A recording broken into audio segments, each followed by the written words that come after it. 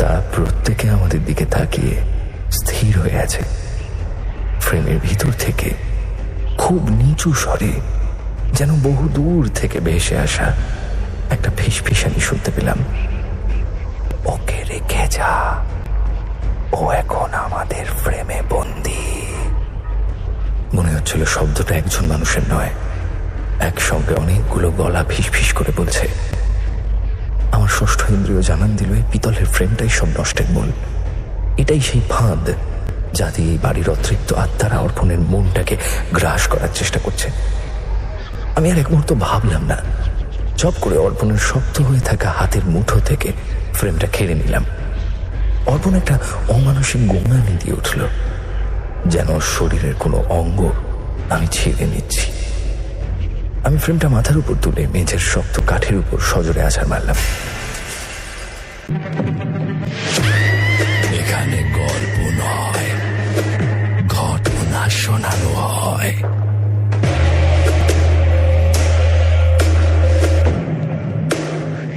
Episode, এবং যেহেতু special episode তাই জন্য 3টি ঘটনা রয়েছে এবং একটু বড় এপিসোড রয়েছে। আশা করছি আজকের ঘটনাগুলো হাড়হিম করে দেবে, কারণ প্রত্যেকটা ঘটনা আমি যখন পড়েছি আমার নিজের প্রচন্ড ভালো লেগেছে সবকটি ঘটনা পড়ার সময়। আশা করছি আপনাদেরও ভালো লাগবে। চলুন শুরু করা যাক আজকের এপিসোড। আশা করি আজকের ঘটনাটিও আপনাদের ভালো লাগবে। তাহলে আর দেরি না করে চলুন শুরু করা যাক আজকের ঘটনা। স্মৃতি বড় অদ্ভুত জিনিস। কিছু স্মৃতি সময়ের সাথে সাথে ফিকে হয়ে যায়, আর কিছু স্মৃতি ক্যান্সারের মতো মগজের কুশে কুশে শিকড় ছড়ায়। 13-14 বছর কেটে গেছে। পুনে শহরটা হয়তো এখন অনেকটাই বদলে গেছে। পুরনো জরাজীর্ণ ব্রিটিশ আমলের বাংলোগুলো ভেঙে হয়তো আজ সেখানে চকচকে শপিং মল বা বহুতল আবাসন মাথা তুলেছে। কিন্তু আমার আর অর্পণের মনের ভিতরকার সেই অন্ধকার ঘরগুলো আজও অবিকল রয়ে গেছে। আমার নাম শুভম, পেশায় সফটওয়্যার ইঞ্জিনিয়ার, আদ্যপান্ত যুক্তিবাদী এবং বিজ্ঞানী অন্ধবিশ্বাসী একজন মানুষ। আর অর্পণ আমার কলেজ জীবনের পরম বন্ধু, রুমমেট এবং এই গল্পের দ্বিতীয় হতভাগ্য চরিত্র। সময়টা 2012। আমরা তখন সদ্য ইঞ্জিনিয়ারিং শেষ করে প্রথম চাকরির পোস্টিং নিয়ে পুনেতে এসে ডেরা বেঁধেছি। রক্তে তখন তারুণ্যের উদ্যমতা, চোখে পৃথিবী জয়ের স্বপ্ন। পুনে শহরটা তখন আমাদের কাছে নিছক একটা শহর ছিল না, ছিল উত্তেজনা আর অভিজ্ঞতার এক ভান্ডার। একদিকে হিঞ্জিবাড়ির অত্যাধুনিক আইটি পার্ক, অন্যদিকে শহরের আনাচে কানাচে লুকিয়ে থাকা ব্রিটিশ ক্যান্টনমেন্ট এলাকার পুরনো পরিত্যক্ত ইতিহাস। অর্পণ ছেলে এটা বরাবরই একটু অন্যরকম ছিল।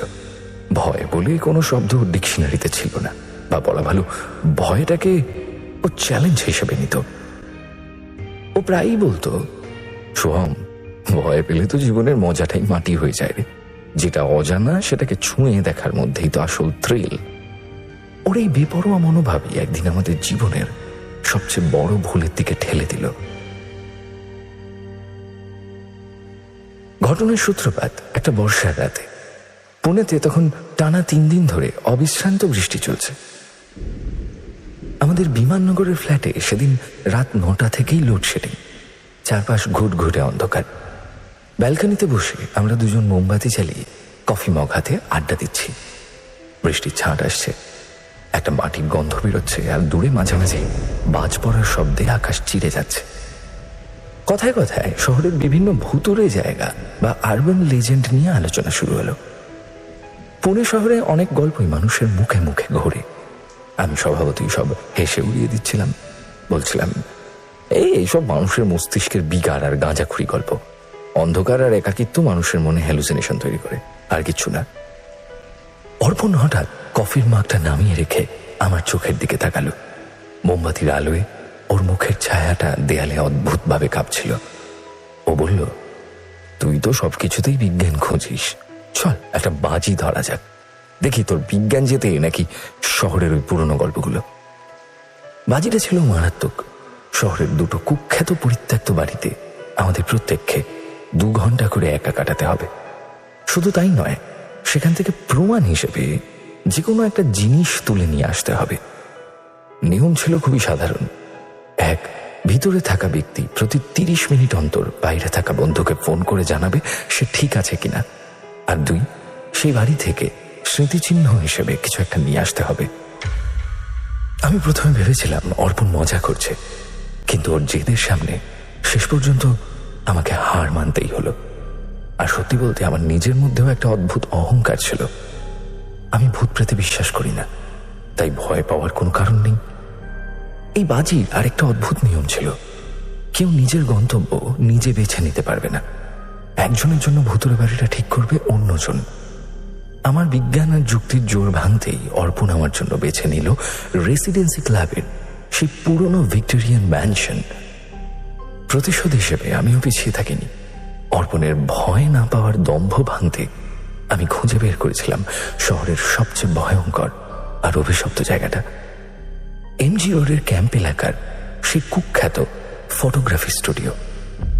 আমি ভেবেছিলাম শুধু জায়গার নাম আর ইতিহাস শুনেই ও অন্তত একবার ক্ষেপে উঠবে, কিন্তু উল্টে ওর চোখে মুখে এমন এক রোমাঞ্চ আর কৌতূহল ফুটে উঠল যা দেখে আমার নিজের ভিতরই কেমন যেন একটা অস্বস্তি শুরু হয়ে গিয়েছিল। রেসিডেন্সি ক্লাবের পাশের এই বাড়িটাকে নিয়ে স্থানীয়দের মধ্যে একটা চাপা আতঙ্ক কাজ করে।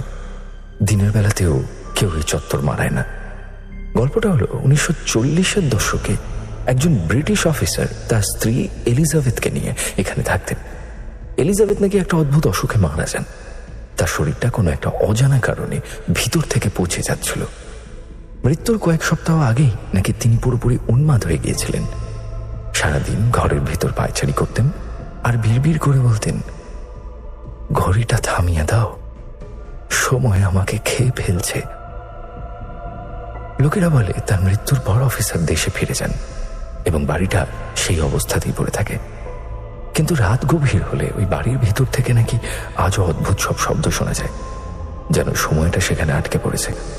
আর এলিজাবেথ আজও তার ঘড়িটা থামানোর চেষ্টা করে যাচ্ছেন। বাজির প্রথম সপ্তাহে অর্পণের চ্যালেঞ্জের মুখোমুখি হচ্ছিলাম আমি।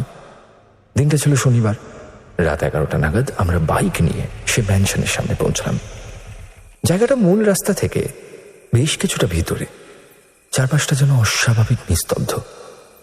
রাস্তার সোডিয়াম ভেপার ল্যাম্পের আলো জরাজীর্ণ লোহার গেটটার কাছে এসে যেন থমকে গেছে। গেটগুলোর উপর মরচে ধরেছে। গেটগুলো এমনভাবে বেঁকে আছে যেন কোনো অতিকায় জানোয়ারের পাঁজরের হাড়। অর্পণ আমার পিঠ চাপড়ে দিয়ে বলল, সাবধান, 2 ঘন্টা কাটাতে হবে কিন্তু, আর ভিতর থেকে কিছু একটা নিয়েও আসতে হবে। আমি ঠিক রাস্তার উল্টো দিকের ওই বন্ধ চায়ের দোকানটার শেডের নিচে দাঁড়িয়ে থাকবো। আমি একটা লম্বা শ্বাস নিলাম। পকেট থেকে একটা ছোট্ট টর্চ আর হাতে মোবাইল বের করলাম। গেটটা ঠেলতেই গেটের একটা ক্যাঁচ করে শব্দে কান ফেটে গেল। শব্দটা যেন বহু দূর পর্যন্ত প্রতিধ্বনিত হলো। ভিতরে পা রাখতেই প্রথমে যে জিনিসটা আমি অনুভব করলাম তা হলো একটা অস্বাভাবিক ঠান্ডা। বাইরে ভ্যাপসা গরম না থাকলেও এই বাউন্ডারির ভিতরে তাপমাত্রা যেন অন্তত 10 ডিগ্রি কম। বাতাসটা ভারী, স্যাঁতস্যাঁতে, ভিজে মাটি আর বহু পুরনো পচে যাওয়া কাঠের একটা দম বন্ধ করা গন্ধ নাকে এসে ধাক্কা মারল। টর্চটা জ্বালালাম। আলোর রেখাটা অন্ধকারের বুক ছেড়ে সামনের বাড়িটার উপর পড়ল। একটা দোতলা বিশাল ম্যানশন। দেয়ালের প্লাস্টার খসে পড়েছে, সেখানে শ্যাওলা আর কালো ছত্রাকের রাজত্ব। জানালার কাঁচগুলো ভাঙা। কটা ফাঁকা চোখের মতো দৃষ্টি নিয়ে যেন আমার দিকেই তাকিয়ে আছে। আমার বুকের ভিতরে ধুকপুকানিটা চেপে রাখলাম। বিজ্ঞানকে আঁকড়ে ধরার চেষ্টা করলাম। নিজেকে বললাম, এগুলো সব পরিবেশের প্রভাব। অন্ধকার আর পুরনো বাড়ি মানেই ভূতের বাসা নয়। আমি সদর দরজার দিকে এগোলাম। দরজাটা বেজানো ছিল। হাত দিয়ে হালকা ধাক্কা দিতেই সেটা খুলে গেল। ধীরে ধীরে ভিতরে ঢুকলাম। ভেতরটা ঘুটঘুটে অন্ধকার। টর্চের আলোয় দেখলাম মেঝের মধ্যে পুরো ধুলোর স্তর আর একটা স্যাঁতস্যাঁতে কাঠের তীব্র গন্ধ। টর্চের আলোটা এদিক ওদিক ঘোরাতেই দেখলাম একসময় জাঁকজমকপূর্ণ ব্রিটিশ ম্যানশনের ড্রয়িং রুমটা এখন নিছকই একটা ভগ্নস্তূপ।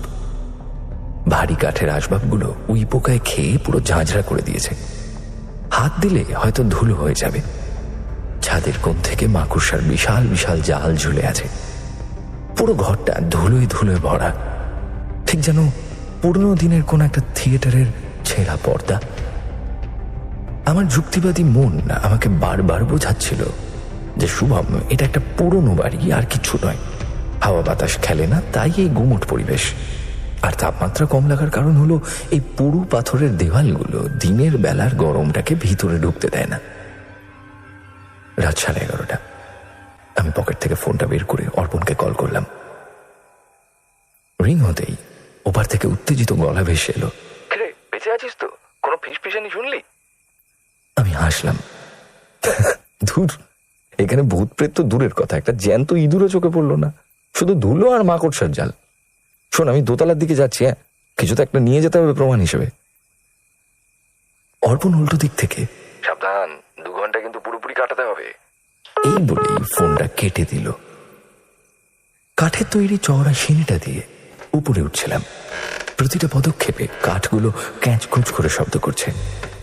নিস্তব্ধতার কারণে শব্দটা এতটাই জোরে হচ্ছিল যে আমার মনে হচ্ছিল সিঁড়ির নিচ থেকে কেউ যেন আমার পিছু পিছু উঠছে। আমি থমকে দাঁড়িয়ে গেলাম। টর্চের আলোটা একবার ঘুরে গিয়ে নিচের দিকে ফেললাম। কিছু নেই। বিজ্ঞান বলে পুরনো কাঠ আবহাওয়ার পরিবর্তনে সংকুচিত আর প্রসারিত হয়, তাই ওজন পড়লেই এমন শব্দ হওয়া স্বাভাবিক। মনের ভুল ভেবে আমি আবার উপরে উঠতে লাগলাম।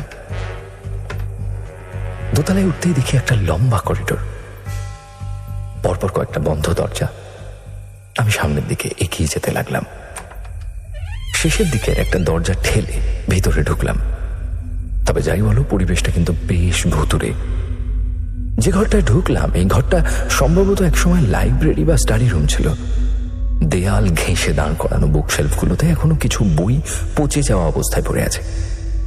ঘরের ঠিক মাঝখানে একটা ভারী মেহগনি কাঠের ডেস্ক, আর তার পাশেই একটা অতিকায় গ্র্যান্ডফাদার ক্লক। ঘড়িটার দিকে টর্চ ফেলতে দেখলাম তার কাঁটা দুটো মধ্যরাত্রে ঠিক 12টায় এসে যেন চিরকালের মতো থমকে আছে। ঘড়ির কাঁচটা ধুলোয় ঝাপসা। হঠাৎ করে সেই দমবন্ধ করা নৈশব্দকে ফালা ফালা করে একটা আওয়াজ আমার কানে এসে বিঁধল। খুব ক্ষীণ অথচ অস্বাভাবিক রকম ভাবে স্পষ্ট। টিক টিক করে শব্দ হচ্ছে ঘড়ির কাঁটার, কিন্তু শব্দটা গ্র্যান্ডফাদার ক্লক থেকে আসছিল না, ওটা তো পুরোপুরি বিকল। আমি কান পাতলাম। শব্দটা আসছে ওই ডেস্কটার দিক থেকে। আমার শিরদাঁড়া বেরিয়ে একটা ঠান্ডা স্রোত থেমে গেল। আমি কি সত্যি শুনতে পাচ্ছি, নাকি এমন ভয়ের পরিবেশে আমার কান বাজছে? ডেস্কটার কাছে এগিয়ে গেলাম। ধুলোর আস্তরণ সরিয়ে সাবধানে একটা ড্রয়ার টান দিলাম। ড্রয়ারটা জ্যাম হয়েছিল। একটু জোরে টানাটানি করতেই একটা বিশ্রী শব্দ করে খুলে গেল। ভিতরে কয়েকটা পুরনো চিঠির টুকরো, একটা মূর্ছে ধরা পেন, আর তার ঠিক পাশেই রাখা একটা পুরনো আমলের ব্রোঞ্জের পকেট ঘড়ি। আমি ঘড়িটা হাতে তুলে নিলাম। এটা বন্ধ, কোনো কাঁটা নড়ছে না। মাথায় হঠাৎ করে স্ট্রাইক করলো যে টিকটিক শব্দটা আসছে কোত্থেকে। ঠিক সেই মুহূর্তেই ঘরের খোলা জানলা দিয়ে হুস করে একটা ঠান্ডা দমকা হাওয়া ঢুকলো। হাওয়ার তোলে জানলার পাল্লাটা সশব্দে দেয়ালে আছড়ে পড়ল, আর সেই সাথে ঘরের মেঝেতে জমে থাকা ধুলো কুণ্ডলি পাকিয়ে উঠতে শুরু করলো। আমি ধুলোয় কাশতে লাগলাম। সেই হাওয়ার শোঁ শোঁ শব্দের মধ্যে এক মুহূর্তের জন্য আমার মনে হলো যেন কেউ খুব কাছ থেকে একটা দীর্ঘশ্বাস ফেলল। বুকটা ধক করে উঠেছিল। আমি নিজেকে সামলে নিলাম। বাইরে মেঘ ডাকছে, বৃষ্টি আসছে, তাই দমকা হাওয়া। রাত 12টা, দ্বিতীয় কল। আমি বললাম, অর্পণ, আমি জিনিস পেয়ে গেছি, একটা পুরনো পকেট ঘড়ি। উল্টো দিক থেকে অর্পণ বলল, কি বলছিস? আর কিছু দেখলি না? কোনো ছায়া, কোনো আওয়াজ? অর্পণের গলায় অদ্ভুত একটা হতাশা, যেন চাইছিল আমি ভয় পাই। আমি বললাম, আর কিচ্ছু না রে ভাই, জাস্ট একটা পরিত্যক্ত ঘর, হাওয়ায় জানলার পাল্লা নড়ছে, ধুলো উঠছে। আমি এখানেই বসে, বুঝলি, 1 ঘন্টা কাটাই, তুই রেডি থাক। বাকি 1 ঘন্টা আমি সেই স্টাডি রুমেই একটা ভাঙা চেয়ারের উপর বসে রইলাম। নিস্তব্ধতা মাঝে মাঝে অস্বস্তি তৈরি করছিল। কিন্তু আমি মোবাইলে অফলাইন গেম খেলে সময় কাটিয়ে দিতাম। ঘড়িতে তখন রাত 1টা বাজলো। আমি স্বস্তির নিঃশ্বাস ফেলে উঠে দাঁড়ালাম। আমি বাজি জিতে গেছি। নিচে নেমে সদর দরজা দিয়ে যখন বাইরে বেরোলাম, বুক ভরে রাস্তার ভিজে হাওয়াটা টেনে নিলাম। অর্পণ রাস্তার উপর দাঁড়িয়ে সিগারেট টানছিল। আমাকে দেখে ও ছুটে এলো। কই দেখা কি আনলি? আমি পকেট থেকে ঘড়িটা বের করে ওর চোখের সামনে ধরলাম। এই নে তোর প্রমাণ। তোকে আগেই বলেছিলাম ওইসব গল্প মানুষের বানানো। আরে ভয় বলতে দুনিয়ায় কিছু নেই, পুরোটাই আমাদের মস্তিষ্কের খেলা। অর্পণ ঘড়িটার দিকে কিছুক্ষণ তাকিয়ে রইল, তারপর একটু তাচ্ছিল্যের হাসি হেসে বলল, তোর কপাল ভালো শুভম, ভূতগুলো আজ হয়তো ছুটিতে ছিল, তুই বেঁচে গেলি, কিন্তু আসল খেলাটা তো সামনের সপ্তাহে। ও চোখ দুটো অন্ধকারে অদ্ভুতভাবে চকচক করে উঠল। বলল, সামনের শনিবার আমার পালা। এমজি রোডের ক্যাম্প এলাকার ওই পুরনো ফটোগ্রাফার স্টুডিও। লোকেরা বলে ওটার মতো ভয়ানক জায়গা নাকি পুনেতে আর নেই। তুই তোর বিজ্ঞান নিয়ে বসে থাক, আমি গিয়ে দেখে আসবো অন্ধকারের আসল রূপটা কেমন। আমি তখনও বুঝিনি আমার এই আপাত শান্ত প্রায় নিস্তেজ অভিজ্ঞতাটাই আসলে ছিল ঝড়ের আগের সেই ভয়ানক নিস্তব্ধতা। প্রকৃতি যেন আমাদের একটা মিথ্যে নিরাপত্তার চাদরে মুড়ে দিয়েছিল, যাতে পরের সপ্তাহের সেই বিভীষিকাময় রাতের জন্য আমরা পুরোপুরি অপ্রস্তুত থাকি। আমার বিজ্ঞান, আমার অহংকার সবকিছু চুরমার করে দেওয়ার জন্য এমজি রোডের সেই অভিশপ্ত বাড়িটা অর্পণের জন্য নীরবে অপেক্ষা করছিল। এমজি রোডের ক্যাম্প এলাকার ওই বাড়িটা শুধু নামেই নয়, তার ধুলোমাখা ইতিহাসেও একটা জমাট বাঁধা আতঙ্ক মিশে আছে। 1920-র দশকে যখন পুনেতে ব্রিটিশ সাহেব আর পার্সি ব্যবসায়ীদের আনাগোনা, তখন এই বাড়িতে আর্থার রবিনসন নামে এক অ্যাংলো ইন্ডিয়ান ফটোগ্রাফারের একটা বিখ্যাত স্টুডিও ছিল। শহরের নামজাদা মানুষরা আসতো তার কাছে ছবি তুলতে। কিন্তু রবিনসনের খ্যাতি বেশি দিন টেকেনি। কয়েক বছরের মধ্যেই অদ্ভুত সব কানাঘুষো ছড়াতে শুরু করে। রবিনসনের স্টুডিও থেকে যারা ছবি তুলেই নিয়ে যেত, তারা সবাই একটা ভয়ঙ্কর অভিযোগ করতে শুরু করে। ছবিতে নাকি মূল সাবজেক্টের পিছনে প্রায়শই এমন কিছু আবছা অবয়ব বা মুখ ফুটে উঠত যাদের বাস্তবে সেখানে থাকার কথা না।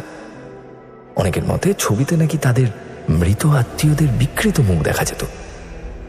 রবিনসন দাবি করত তার লেন্স নাকি দুই জগতের মাঝখানের পর্দাটাকে ভেদ করতে পারে। ধীরে ধীরে করে রবিনসনের স্টুডিওতে লোক আসা বন্ধ হয়ে যায়। এরপর একদিন পুলিশ ওই স্টুডিওর দোতলার ডার্ক রুমে রবিনসনের বিকৃত মৃতদেহ উদ্ধার করে। শোনা যায় সে নাকি নিজের একটা সেলফ পোর্ট্রেট তুলেছিল, আর সেই ছবিতেই এমন কিছু ধরা পড়েছিল যা দেখে ভয়ে তার হার্ট ফেলিয়ার হয়। লোকেরা বলে রবিনসনের অপূর্ণ আত্মা আর তার ছবিতে বন্দী হওয়া ছায়ারা আজও ওই বাড়ি ছেড়ে যায়নি। রাত গভীর হলে নাকি আজও ওই বাড়ির দোতলার জানলায় ফ্ল্যাশের আলো ঝলসে ওঠে। শোনা যায় ক্যামেরার শাটারের খটখট শব্দ। শনিবার রাত 10:45 আমরা এসে দাঁড়ালাম সেই জরাজীর্ণ 3তলা বাড়িটার সামনে। ক্যাম্প এলাকার এই গলিটা দিনের বেলাতেও বেশ শুনশান লাগে, আর রাত্রিবেলা একেবারে কবরস্থানের মতো নিস্তব্ধ। রাস্তার টিমটিমে হলুদ আলোটা বাড়ির সদর দরজা পর্যন্ত পৌঁছতে গিয়ে যেন থমকে গেছে। কালচে হয়ে যাওয়া দেওয়াল, ক্ষয়ে যাওয়া কাঠের ব্যালকনি, আর তার উপর দিয়ে পেঁচিয়ে ওঠা বট গাছের শিকড়গুলো বাড়িটাকে একটা অতিকায় দানবের মতো রূপ দিয়েছিল। অর্পণ ওর স্বভাবসিদ্ধ ভঙ্গিতে জ্যাকেটের কলারটা তুলে বলল, চল আজ রবিনসন সাহেবের সাথে একটু আড্ডা দিয়ে আসি। আমি একটু নার্ভাস ছিলাম। বললাম, সাবধান, বেশি হিরোগিরি করতে যাস না, প্রতি আধ ঘন্টা অন্তর ফোন করবি, কোনো প্রবলেম হলে সোজা বাইরে চলে আসবি। ও হাসতে হাসতে টর্চ জেলে ভাঙা গ্রিল টপকে ভিতরে ঢুকে গেল। আমি বাইরে রাস্তার উপরে একটা বন্ধ দোকানের রকে বসে রইলাম। চারপাশে এত নিস্তব্ধ যে নিজের শ্বাস প্রশ্বাসের শব্দ কানে বাজছিল। রাত 11:30। ঠিক 11:30 আমার ফোন বাজল। স্ক্রিনে অর্পণের নাম। হ্যালো অর্পণ, কি অবস্থা? অর্পণের গলাটা একটু অন্যরকম শোনালো।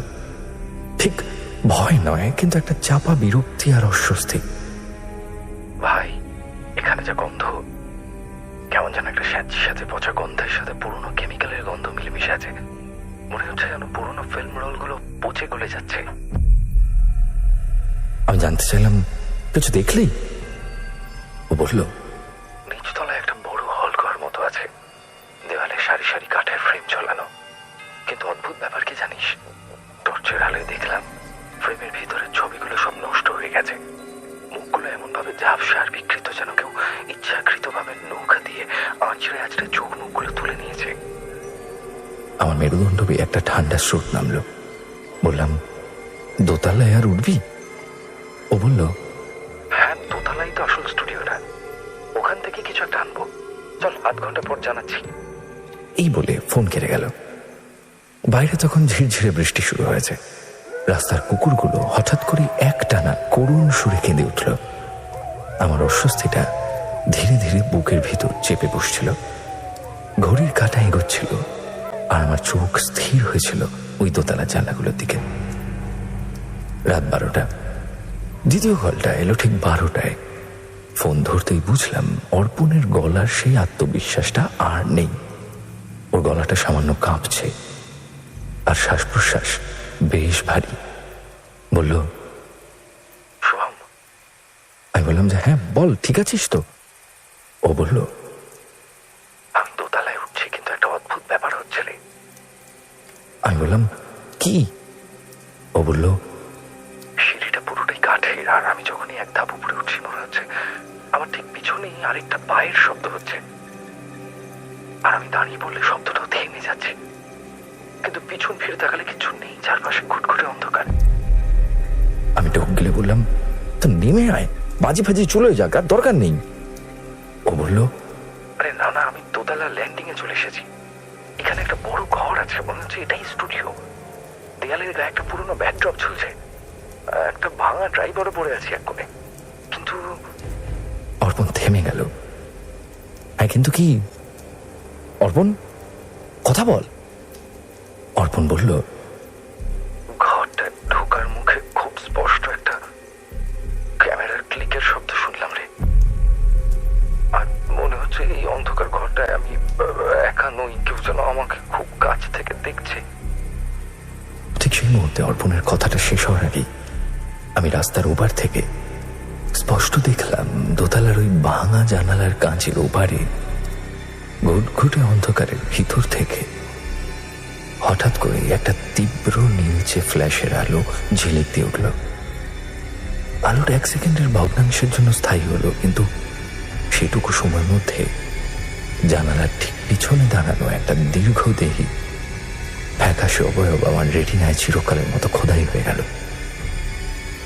আর তার পর মুহূর্তেই আমার ফোনের লাইনটা একটা অদ্ভুত যান্ত্রিক আওয়াজ করে কেটে গেল। হ্যালো, অর্পণ, অর্পণ! আমি পাগলের মতো চিৎকার করে উঠলাম, কিন্তু ওপারে কোনো উত্তর নেই। শুধু একটা অদ্ভুত একটানা যান্ত্রিক সেই শব্দ ভেসে আসছিল, যেন পুরনো রেডিওর ফ্রিকোয়েন্সি নষ্ট হয়ে গেলে যেমন বিকৃত আওয়াজ হয়। কয়েক সেকেন্ড পর লাইনটা পুরোপুরি ডেড হয়ে গেল। আমি কাঁপা হাতে আবার রিডায়াল করলাম। ওপার থেকে বলল, The number you are trying to call is currently not reachable. Please try again later. আমার বুকের ভিতরটা ঠান্ডা হয়ে গেল। আমি রাস্তার ওপার থেকে মাথা তুলে দোতলার সেই জানালাটার দিকে তাকালাম। ফ্ল্যাশের সেই তীব্র নীলচে আলোটা নেই, কিন্তু আবছা অন্ধকারের বুক ছিঁড়ে জানলার ভাঙা গ্রিল ধরে কেউ একজন দাঁড়িয়ে আছে। আমার দম আটকে এলো। ওই দীর্ঘদেহী ফ্যাকাশে অবয়বটা কোনো মানুষের হতে পারে না। আবছা আলোয় দেখলাম লোকটার পরনে একটা তালি মারা শতচ্ছিন্ন পুরনো কোট। মুখটা, ওটা কোনো মানুষের মুখ নয়। গায়ের চামড়া যেন হাড়ের উপর জ্যান্ত অবস্থাতেই টান টান করে সেলাই করা। লোকটা জানালার কাঁচের ওপারে নাক চেপে ধরে নিচের দিকে আমার দিকে স্থির দৃষ্টিতে তাকিয়ে আছে। লোকটা হাসছে। হঠাৎ সেই ছায়াটা একটা লম্বা কঙ্কালের মতো হাত জানলার বাইরে বের করলো। হাত নেড়ে আমাকে ডাকলো, যেন ভিতরে আসার আমন্ত্রণ। ভয়ে আমার পা দুটো মাটিতে গেঁথে গিয়েছিল, কিন্তু অর্পণের কথা ভেবে আমার সম্বিত ফিরল। আমার বন্ধু ওই নরকের ভিতর একা, আর আমি এখানে কি করছি? আমি আর এক মুহূর্ত দেরি না করে রাস্তা পেরিয়ে বাড়ির খোলা লোহার গেট গুলে ভিতরে ঢুকলাম। সদর দরজা দিয়ে ভেতরে ঢোকা মাত্র মনে হলো আমি যেন কোনো জ্যান্ত হিমঘরের ভিতর ঢুকে পড়েছি। বাইরের গুমোট গরমের লেশ মাত্র এখানে নেই। নিচতলার পিচকালো অন্ধকারে টর্চ ফেলতেই একটা বিভীষিকাময় দৃশ্য চোখে পড়ল। অর্পণ বলেছিল দেয়ালের ছবিগুলোর কথা, কিন্তু আমি দেখলাম অন্য কিছু। দেয়ালের স্যাঁতস্যাঁতে প্লাস্টারগুলোর উপর অজস্র বড় বড় কালো রঙের পোকা কিলবিল করছে, যেন গোটা দেয়ালটা জীবন্ত হয়ে গেছে। পোকাগুলোর ডানা ঝাপটানোর একটা বিশ্রী, একটা খসখসে শব্দ পুরো হল ঘরটায় গুমড়ে মরছে। আমি সেই ভয়ঙ্কর দৃশ্য এড়িয়ে সিঁড়ির দিকে ছুটলাম। অর্পণ বলেছিল সিঁড়িটা কাঠের, কিন্তু আমার পায়ের নিচে ধাপগুলো অদ্ভুত রকম পিচ্ছিল লাগছিল। টর্চের আলো ফেললাম, দেখলাম কাঠের উপর একটা গাঢ় কালচে তরল পদার্থের আস্তরণ, যেন কেউ সবে মাত্র সেখানে কাঁচা রক্ত ঢেলে দিয়েছে। প্রতিটা ধাপে উঠতে গিয়ে আমার পা হড়কে যাচ্ছিল। আর তার থেকেও ভয়ঙ্কর ব্যাপার হলো, প্রতিবার পা ফেলার সময় মনে হচ্ছিল সিঁড়ির নিচ থেকে কোনো অদৃশ্য বরফের মতো ঠান্ডা হাত আমার পায়ের গোছ ধরে নিচের দিকে টানছে। আমি চিৎকার করছিলাম, অর্পণ, অর্পণ! কিন্তু আমার নিজের গলাটাই যেন এই অন্ধকারের গোলক ধাঁধায় পথ হারিয়ে যাচ্ছিল। শব্দটা যেন ধাক্কা খেয়ে আমার কাছেই ফিরে আসছে। দোতলা ল্যান্ডিং এ পৌঁছতেই একটা চাপা গোঙানি শুনতে পেলাম। স্টুডিওর দরজাটা অর্ধেক খোলা। আমি প্রায় ছিটকে ভিতরে ঢুকলাম। ঘরের পরিবেশটা এত ভারী যে নিঃশ্বাস নিতে কষ্ট হচ্ছে। পুরনো কেমিক্যালের গন্ধে আমার গা গুলি উঠল। টর্চের আলোটা এদিক ওদিক ঘোরাতেই ঘরের এক কোণে আমার চোখ আটকে গেল। অর্পণ মেঝেতে কুঁকড়ে বসে আছে।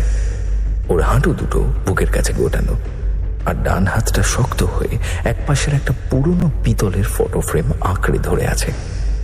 আমি ছুটে গিয়ে ওর কাঁধ ধরলাম। অর্পণ, কি হয়েছে তোর? ওঠ এখান থেকে। অর্পণ কোনো উত্তর দিল না। ওর চোখ দুটো কোটর থেকে বেরিয়ে আসার উপক্রম। মুখটা কাগজের মতো সাদা। ওর চোখের মণি দুটো স্থির, যেন এমন কিছু দেখছে যা মানুষের মস্তিষ্কের ধারণ ক্ষমতার বাইরে। আমি ওকে জাপটে ধরে তোলার চেষ্টা করতেই ওর হাতের সেই ফটো ফ্রেমটার দিকে আমার চোখ গেল। ফটো ফ্রেমটার ভিতর কোনো ছবি নেই, কেবল একটা অন্ধকার গহ্বর, যেন একটা অতল খাদ আমাকে গ্রাস করতে আসছে। আমার রক্ত জল হয়ে গেল যখন দেখলাম সেই কালচে গহ্বরের ভিতর থেকে অসংখ্য ছোট ছোট চোখ উঁকি দিচ্ছে। মৃত মানুষের চোখ।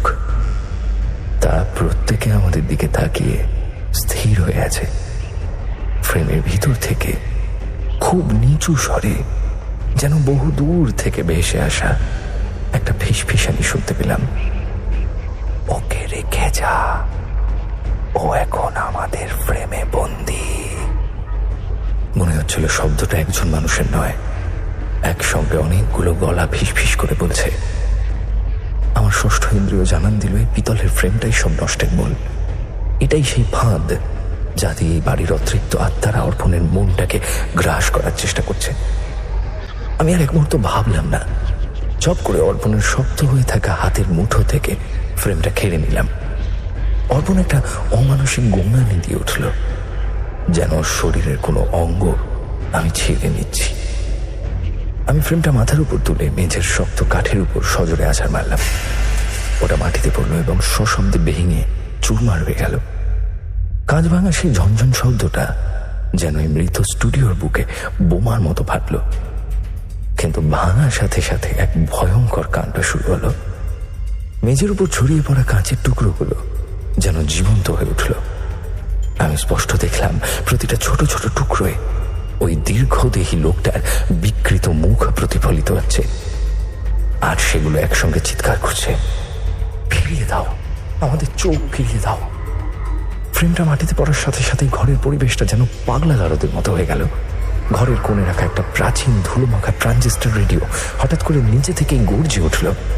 ওটা কোনো গান বা খবর বাজাচ্ছিল না, ওটা থেকে ভেসে আসছিল একটা পৈশাচিক আর্তনাদ, যেন কেউ তার পরম সম্পদ কেড়ে নেওয়ায় যন্ত্রণায় ছটফট করছে। হঠাৎ করে ঘরের তাপমাত্রা এতটাই কমে গেল যে আমার আর অর্পণের নিঃশ্বাস ধোঁয়ার মতো বেরোতে শুরু করলো। এতটাই ঠান্ডা হয়ে গেল চারিপাশ। ঠিক তখনই স্টুডিওর ডান দিকের জানলার পাল্লাটা সশব্দে বন্ধ হয়ে গেল, আর বাঁ দিকের খোলা জানলা থেকে সেই লম্বা শতচ্ছিন্ন কোট পরা লোকটার ছায়া যেন মেঝের উপর দিয়ে আমাদের দিকে এগিয়ে আসতে লাগলো। ছায়াটা দেয়াল বেয়ে উঠতে শুরু করলো, বড় হতে শুরু করলো। আমি অর্পণকে বললাম, ওঠ অর্পণ, এখনই বেরোতে হবে। আমি প্রায় এক ঝটকায় ওকে টেনে তুললাম। অর্পণের পা টলছিল, ওর নিজের শরীরের ভার নেওয়ার ক্ষমতা ওর মধ্যে নেই। আমি ওর একটা হাত আমার কাঁধের উপর ফেলে ওকে আধা পাঁচ খোলা করে হিঁচড়ে দরজার দিকে নিয়ে গেলাম। স্টুডিওর বাইরের ল্যান্ডিংয়ে আসতেই সেই রেডিওর আর্তনাদ আর কাঁচের টুকরোগুলোর চিৎকার যেন আরো দ্বিগুণ হয়ে গেল। সিঁড়ির মুখে এসে আমি থমকে দাঁড়ালাম। নিচ থেকে ওঠার সময় সিঁড়িটা যে রক্তবর্ণ তরলে ভিজে ছিল, এখন আর সেটা নেই। তার বদলে পুরো সিঁড়িটা জুড়ে একটা অদ্ভুত কালো ধোঁয়ার কুণ্ডলি বাপ খাচ্ছে। আমরা নামতে শুরু করলাম। অর্পণ তখনও আচ্ছন্ন, বিড়বিড় করে শুধু বলছে, ওরা ফ্ল্যাশ ফেলছে, আমার চোখগুলো জ্বলছে।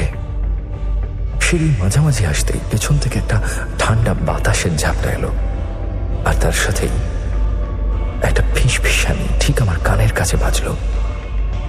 কি রে অর্পণ, কিছু নিয়ে যাবি না? আমরা তো তোকে ছবিতে বন্দি করবো ভেবেছিলাম। আমি পিছনের দিকে তাকালাম না। জানতাম তাকালেই হয়তো এমন কিছু দেখবো যে আমাকে চিরকালের মতো পাগল করে দেবে।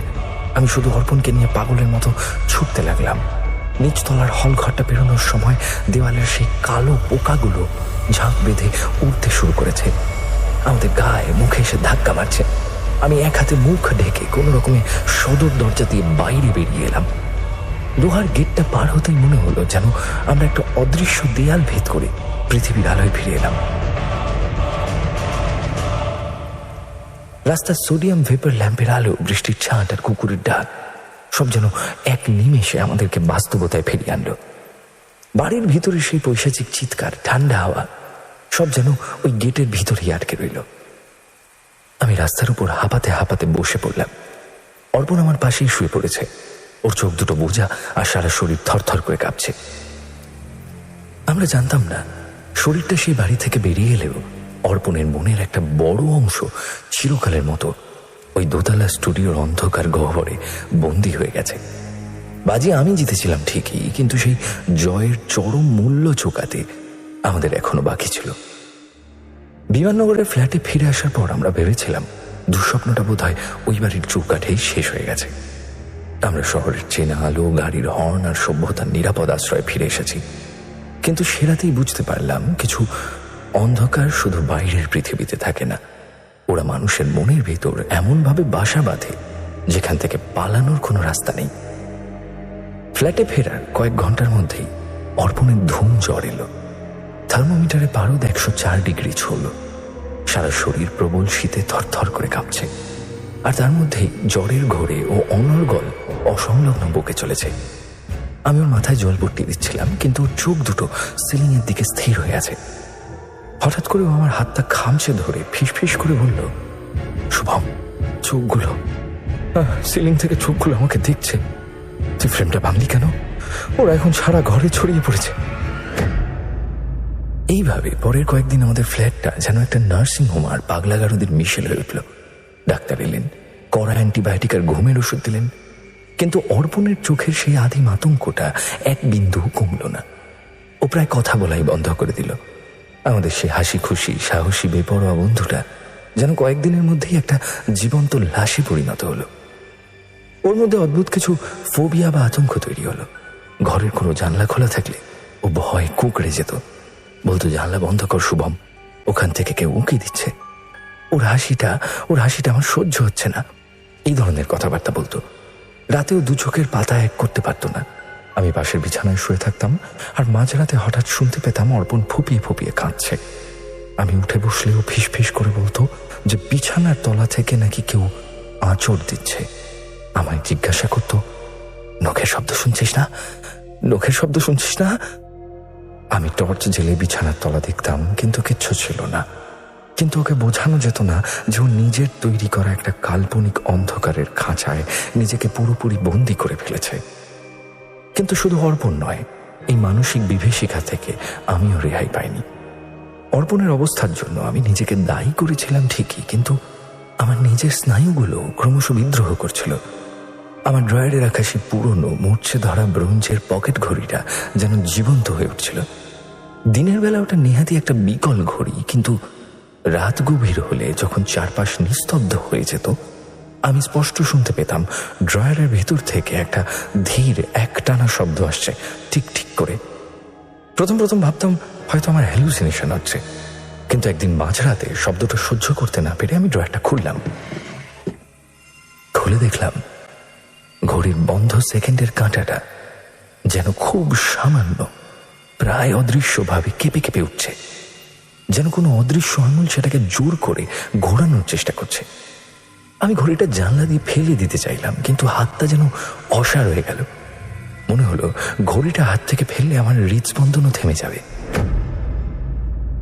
সেই থেকে শুরু হলো দুঃস্বপ্ন। চোখ বন্ধ করলেই আমি সেই ভিক্টোরিয়ান ম্যানশনে ফিরে যেতাম, আর আমি স্বপ্নে দেখতাম আমার বিছানার শিয়রে দাঁড়িয়ে আছে সেই স্ত্রী লোকটা, এলিজাবেথ। তার শরীরটা পচে গলে যাচ্ছে, চুলগুলো বাতাসে উঠছে। সে তার বরফের মতো ঠান্ডা হাতটা আমার বুকের উপর রেখে ফিস করে বলছে, ঘড়িটা ফিরিয়ে দে, সময়টা আমার, তুই আমার সময় চুরি করেছিস। আমি চিৎকার করে জেগে উঠতাম, আমার সারা শরীর ঘামে ভেসে যেত। আমি বুঝতে পারছিলাম ভয় কোনো বাইরের শক্তি নয়, ভয় হলো নিজের ভিতরে পোষা একটা অদ্ভুত ছায়া, যা একবার শিকড় ছড়ালে তিলে তিলে মানুষকে ভেতর থেকে ফাঁপা করে দেয়। কয়েক সপ্তাহ এই অস্বাভাবিক দমবন্ধ করা নীরবতায় কাটানোর পর অর্পণ একদিন হঠাৎ একটা চরম সিদ্ধান্ত নিল। সেদিন সকালবেলা আমি কফি বানাচ্ছি, অর্পণ এসে ডাইনিং টেবিলে বসলো। ওর চোখের নিচে কালি, গাল দুটো বসে গেছে। ও শান্ত গলায় বলল, শুভম, আমি পুনে ছাড়ছি কালই। আমি চমকে ওর দিকে তাকালাম। মানে চাকরি? সবে তো কেরিয়ার শুরু হলো। অর্পণ বলল, চুলোয় যাক কেরিয়ার, আমি এখানে আর একটা রাতও থাকলে মরে যাবো, নইলে পাগল হয়ে যাব। ওরা আমাকে ছাড়বে না রে। আমি কলকাতায় ফিরে যাচ্ছি চিরকালের জন্য। ওর চোখে মুখে তখন কেবল একটাই আকুতি, যে কোনো মূল্যে ওখান থেকে পালিয়ে বাঁচতে চায়। পরের দিন বিকেলে আমি ওকে লোহেগাঁও বিমানবন্দরে ছাড়তে গেলাম। ব্যাগপত্র চেক ইন করার পর ও আমার দিকে ঘুরে দাঁড়ালো। ওর চোখে একটা অদ্ভুত শূন্যতা। আমাকে জড়িয়ে ধরে ও এমন একটা কথা বলল যা আজও আমার কানে বাজে, শুভম, তুইও চলে আয়। বিজ্ঞান দিয়ে সবকিছুর ব্যাখ্যা হয় না, ওই ভাঙা ফ্রেমের টুকরোগুলোর মতন আমাদের সত্তার একটা অংশ ওই অভিশপ্ত বাড়িগুলোতে আটকা পড়ে গেছে। তুই ঘড়িটা ফেলে দে শুভম, ওরা আমাদের ছাড়বে না। এই বলে অর্পণ চলে গেল। সিকিউরিটি চেকে ভিতরে ঢোকার আগেও একবার পিছনে ফিরে তাকিয়েছিল। ওর সেই ফ্যাকাশে মুখের দিকে তাকিয়ে আমার মনে হয়েছিল আমি যেন আমার বন্ধুকে নয়, ওই স্টুডিওর দোতলায় জানালায় দাঁড়িয়ে থাকা সেই দীর্ঘদেহী লোকটাকেই দেখছি। অর্পণ কলকাতায় ফিরে গেল, কিন্তু ওর ফেলে যাওয়া আতঙ্কের রেশ আমার পুনের ফ্ল্যাটে রয়ে গেল। আর আমি জানতাম না যে কয়েক মাস পর একটা বর্ষার রাতে ওর একটা ফোন কল আমাকে ফের সেই বিভীষিকাময় অন্ধকারের মুখোমুখি দাঁড় করিয়ে দেবে। অর্পণ কলকাতায় ফিরে যাওয়ার পর পুনের ফ্ল্যাটটা বড় ফাঁকা হয়ে গেল। আমি নিজে থেকেই ঘড়িটা ড্রয়ারের সবচেয়ে অন্ধকার কোণে তালা বন্ধ করে রেখেছিলাম, যেন ওটাকে দেখতে না পেলে আমার ভিতরের ভয়টাও মরে যাবে।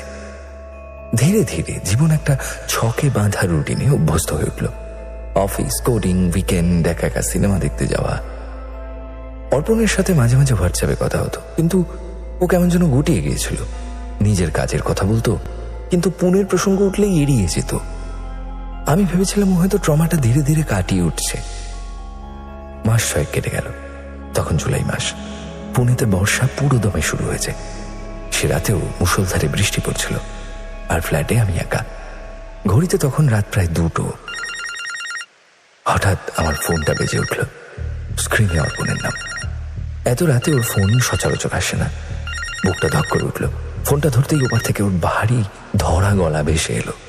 মনে হচ্ছিল ও যেন কাউকে এক নাগারে কথা বলছে, যেন ওর শ্বাস নিতে কষ্ট হচ্ছে। হ্যাঁ অর্পণ, এত রাতে? শুভম, তুই ফটো ফ্রেমটা আছাড় মেরে ভেঙেছিলি তাই না? আমি বিছানায় উঠে বসলাম। হ্যাঁ, কেন হঠাৎ আজ আবার ওইসব কথা কেন বলছিস?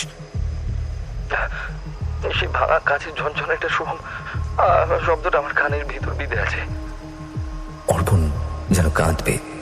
তুই আমাকে টেনে বের করে এনেছিলি ঠিকই, কিন্তু আমার মনের একটা অংশ মনে হয় ওই হাড় হিম করা ঘরটাতে আটকা পড়ে গেছে। সিঁড়ি দিয়ে নামার সময় একটা ফিস ফিসে আওয়াজ শুনেছিলাম। মনে আছে তোর? মনে আছে বলছিল যে কি অর্পণ কিছু নিয়ে যাবি না, তোকে ছবিতে বন্দি করবো। ওই কথাটা আমার ভিতর ক্যান্সারের মতো ছড়িয়ে পড়েছে শুভম। আমি ওকে থামানোর চেষ্টা করলাম। বললাম, অর্পণ এসব ভাবিস না, তুই এখন অনেক দূরে, কলকাতায়, নিজের বাড়িতে, আরে শান্ত হ। কিন্তু অর্পণ থামলো না। ওর কথাগুলো একটা বাঁধ ভাঙা নদীর মতো বেরিয়ে আসতে লাগলো। ও যেন এই 6 মাস ধরে এই কথাগুলো নিজের ভিতরে চেপে রেখেছিল, আর আজ সেই চাপটা ওর সহ্যের সীমা ছাড়িয়ে গেছে। শোন শুভম, তুই আমাকে শান্ত হতে বলছিস, আমি শান্ত হব কি করে? সেই বাড়ির ভিতরে যা যা হয়েছিল, তুই তো বাইরে অপেক্ষা করছিলি, সবটা তো তোকে বলিনি আগে। ভয় মুখ খোলার সাহস হয়নি, কিন্তু কিন্তু আজ বলবো, কারণ এগুলো আমাকে পাগল করে দিচ্ছে। আমি আর পারছি না। আমি চুপ করে শুনছিলাম। বাইরের বৃষ্টির শব্দটা যেন ওর কথার সাথে মিশে একটা অদ্ভুত আবহ তৈরি করছিল। ও বলল, যখন আমি নিচতলায় ঢুকলাম, চারিদিকে স্যাঁতস্যাঁতে পচা গন্ধ। আমি টর্চ জ্বালিয়ে দেয়াল দেখলাম। দেয়ালে পুরনো ফটো ফ্রেম ঝুলছে, কিন্তু ফ্রেমের ছবিগুলোতে মুখগুলো কেমন ঝাপসা। আমি তোকে এটুকুই বলেছিলাম তাই না? কিন্তু আসল ঘটনাটা অন্য। অর্পণ একটু দম নিল। ওর শ্বাস প্রশ্বাসের শব্দ ফোনে স্পষ্ট শোনা যাচ্ছিল। হঠাৎ একটা ফ্রেমে আলো পড়তেই আমার রক্ত জল হয়ে গেল। মনে হলো ছবির লোকটা যেন আমার দিকে ঘুরে তাকালো। আমি চমকে পিছিয়ে গেলাম, কিন্তু আবার আলো ফেলে দেখলাম যে সত্যি কি ছবির লোকটা আমার দিকে তাকালো। কিন্তু দেখলাম না, সব স্থির। মনের ভুল ভাবলাম, কিন্তু গা শিরশির করছিল, যেন পুরো ঘরটা আমাকে দেখছে। তারপর যখন সিঁড়ি দিয়ে উঠছিলাম, প্রতি ধাপে পা ফেলতেই মনে হচ্ছিল আমার ঠিক পিছনে কেউ পা রাখছে। আমি থামলে সেও থামে। আমি পিছন ফিরে তাকালাম, কিন্তু কিছু নেই। কিন্তু যেই সামনের দিকে ফিরলাম, তখন ঠিক আমার ঘাড়ের কাছে একটা কনকনে ঠান্ডা ফিসফিসানি, উপরে আয়, আমরা অপেক্ষা করছি। মুহূর্তের জন্য মনে হলো হৃদস্পন্দনটা থেমে গেছে। আমি নিজেকে বললাম, বাতাসের শব্দ হবে হয়তো। তবু পা কাঁপছিল। আমি কিছু বলতে পারছিলাম না। আমার নিজের মনে হচ্ছিল যেন আমি সেই অন্ধকার সিঁড়িতে দাঁড়িয়ে আছি। দোতলায় উঠে একটা ঘরে ঢুকলাম। অর্পণ বলে চলল, ঘরটা দেখেই মনে হলো একসময় এখানে স্টুডিও ছিল। দেয়ালে পুরনো ব্যাকড্রপ ঝুলে আছে, একটা কোণে ভাঙা ট্রাইপড, টেবিলের উপর ধুলো পড়া ক্যামেরা, কয়েকটা ফিল্ম রোল ছড়ানো চারপাশে, একটা পুরনো কেমিক্যালের গন্ধ। হঠাৎ করে একটা ক্লিকের শব্দ হলো, একটা ক্যামেরার শাটারের মতো। প্রথমে ভাবলাম হয়তো কেউ। সামান্য নড়ে উঠল, খুব বেশি কিছু না, তবু মনে হলো যেন কেউ দাঁড়িয়ে আছে, তার হাতে একটা ক্যামেরা। আর সেই মুহূর্তে বুকের ভিতরটা অকারণে ঠান্ডা হয়ে গেল। আমি এতদিন ভেবেছিলাম আমার মনের ভুল, কিন্তু না, আমার সাহস যেন ধুলোয় মিশে গেল। আমি কি নিয়ে যাবো সেটা ড্রয়ারে খুঁজছিলাম। মনে মনে ভাবছিলাম যে অনেক হয়েছে খেলা, কিছু একটা পেলেই নিয়ে বেরিয়ে চলে যাবো। একটা ড্রয়ার টানতেই ভিতর থেকে একটা পুরনো ছবি বেরোলো। ছবিতে একটা লোক দাঁড়িয়ে, যার মুখটা ঠিক সেই জানলার লোকটার মতো। ছবি দেখতে কেমন যেন গা বমি করা অস্বস্তি হচ্ছিল। এক মুহূর্তের জন্য মনে হলো লোকটার চোখ দুটো যেন নড়ে উঠলো। ও আমার দিকেই তাকিয়ে আছে, আরো স্থির, ঠোঁট না নেড়েই যেন আমার মাথার ভিতর বলছে, আমাকে নিয়ে যা। আমি আর ভাবতে পারছিলাম না। ফ্রেমটা হাতে নিলাম। ফ্রেমের ভিতরটা যেন একটা অন্ধকার গহ্বর, কিন্তু যেই হাতে তুললাম তখনই টর্চের আলোটা পাগলের মতো ফ্লিকার করতে লাগলো। আর সেই জমাট অন্ধকার থেকে অসংখ্য ফিস ফিস বেশি আসতে লাগলো। আমরা বন্দি, তুইও হবি। আমি ফ্রেমটা ছুঁড়ে ফেলতে চাইলাম, কিন্তু আমার হাতটা যেন ফ্রেমে আঠার মতো আটকে গেল। কিছুতেই ছাড়াতে পারছিলাম না। তখনই মনে হলো ঠান্ডা, হাড়ের মতো শক্ত দুটো হাত। আমার দম আটকে আসছিল, আমি চিৎকার করে উঠলাম। আর ঠিক তখনই তুই ঘরের ভেতর ঢুকলি। যখন তুই আমাকে টেনে নিয়ে যাচ্ছিলি, তখন পিছনে তাকিয়ে দেখলাম সেই লম্বা লোকটা সিঁড়ির উপর দাঁড়িয়ে আছে, আর তার চারপাশে অসংখ্য ছায়া, যেন ওই বাড়ির সব মৃত মানুষেরা উঠে এসেছে। ওরা হাত বাড়িয়ে ডাকছিল, বলছিল ফিরে আয়। আমি জোর করে চোখ বন্ধ করে রাখলাম, কিন্তু সেই দৃশ্যটা, সেই ছবিটা আজও আমার রেটিনায় চলচল করে। ওরা আমাকে ছাড়েনি শুভম। আমি আজও প্রতি রাতে ঘরটাতেই জেগে থাকি। লাইনটা হঠাৎ করে কেটে গেল। শুধু একটা যান্ত্রিক বিপ বিপ শব্দ বাজতে লাগলো আমার কানে। আমি আরোকে কল ব্যাক করার চেষ্টা করলাম না। জানতাম ও আর ফোন ধরবে না। অর্পণ যে আর আগের অর্পণ নেই সেটা পরিষ্কার। ও কোনো বাইরের প্রেতের হাতে নয়, নিজেরই তৈরি করা একটা কাল্পনিক অন্ধকারের খাঁচায় চিরকালের মতো বন্দী হয়ে গেছে। ওই ভাঙা ফটো ফ্রেমটা ও নিজের সাথে আনেনি ঠিকই, কিন্তু ওই ঘটনার বিভীষিকাটাকে ও নিজের অলীক কল্পনা দিয়ে এমন একটা ফ্রেমের ভিতর সাজিয়ে নিয়েছে যেখান থেকে ও আর কোনোদিন বেরোতে পারবে না। ফোনটা নামিয়ে রাখার পর আমার দৃষ্টি আপনা আপনি চলে গেল ড্রয়ারটার দিকে। আমি ধীর পায়ে এগিয়ে গেলাম। চাবি দিয়ে ড্রয়ারটা খুলতেই সেই পুরনো মরচে ধরা পকেট ঘড়িটা আমার চোখে পড়ল। ঘড়িটা বন্ধ, কিন্তু ঘরের আবছা আলোয় আমার মনে হলো ওটার সেকেন্ডের কাঁটাটা যেন খুব সামান্য, প্রায় অদৃশ্যভাবে কেঁপে উঠল। আমারও কি তবে হ্যালুসিনেশন হচ্ছে, নাকি আমরা দুজনেই সেই রাতে এমন কিছু একটা দেখেছি যা মানুষের মস্তিষ্কের ক্ষমতার বাইরে ছিল? আমার বুকের ভিতরটা ধক করে উঠল। আমি ঘড়িটা তুলে নিয়ে জানলা দিয়ে ছুঁড়ে ফেলে দিতে চাইলাম, কিন্তু আমার হাতটা যেন আটকে গেল, অর্পণের মতোই। ঘড়িটা মুঠোয় চেপে ধরতেই মনে হলো কেউ যেন আমার হাত ধরেছে। একটা শীতল স্পর্শ, আর ঠিক আমার কানের কাছে একটা দীর্ঘশ্বাস ফেলে কেউ ফিস ফিস করে বলে উঠল, থামিয়ে দাও সময়টা।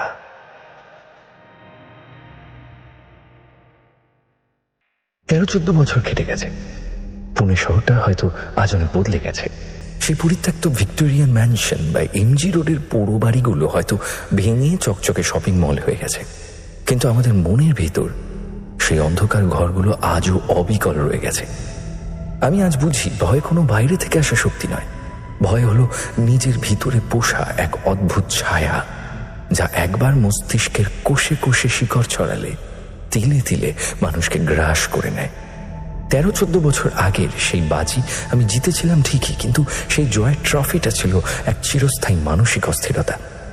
আজও রাত হলে আমি ঘরের সব জানলা শক্ত করে বন্ধ করে শুই, কারণ আমার মনে হয় সেই লম্বা ফ্যাকাশে লোকটা কাঁচের উপর থেকে উকি দিচ্ছে। আর সেই পকেট ঘড়ির টিকটিক শব্দ আজও প্রতি রাতে আমার কানে বাজে। জীবন আমাদের শিখিয়ে দিয়ে গেছে সব কৌতূহল মেটাতে নেই, কিছু রহস্যের উপর পর্দা পড়ে থাকাই ভালো, কিছু দরজা চিরকাল বন্ধ থাকাই ভালো। সে রাতটা আমাদের অহংকার আর সাহসের দম্ভ চুরমার করে দেওয়ার এক জীবন্ত শিক্ষা হয়ে রয়ে গেছে। আর কখনো কোনো অন্ধকারে উকি দেব না, আর কখনোই সেই খেলা খেলবো না, কারণ ছায়ার খেলায় কোনো মানুষ জিততে পারে না, ছায়ারা কখনো হারে না। এতক্ষণ ধরে ঘটনাটি শোনার জন্য আপনাদের সবাইকে অশেষ ধন্যবাদ। ঘটনাটি কেমন লাগলো, আপনাদের কি মনে হলো, আর এরকম কোনো অভিজ্ঞতা যদি আপনাদের জীবনেও থেকে থাকে তাহলে অবশ্যই কমেন্টে জানাবেন।